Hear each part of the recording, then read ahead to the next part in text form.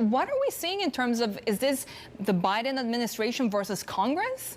Yeah, I think in some ways it really does feel like that for these banks. You know, just a couple of months ago, all of the big bank CEOs were on the Hill in front of Congress, and they faced a lot of pushback for continuing to do business in Russia. And a lot of folks were really calling for stronger sanctions, wanting these banks to just do a wholesale exit.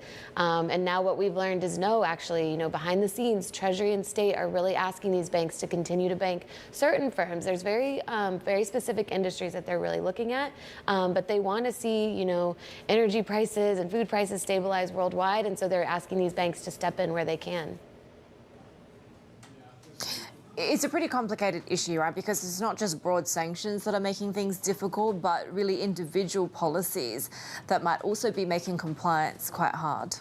Yeah, no, I think that's exactly right. You know, a lot of the cases, these are not companies in Russia that are actually sanctioned, but the banks have just done such a broad-based pullback, partly because of their own internal risk and compliance departments, and that's really what you've seen kind of slow things down. And so that's where Treasury and State are trying to say, no, guys, look, this company, these industries really are not under sanctions. We want to see you step in here. We don't want to see a broad-scale pullback. They're trying to avoid things, you know, like mass starvation. They want energy prices to come down. They're trying to really contain some of the adverse impacts that the sanctions regime has had around the world.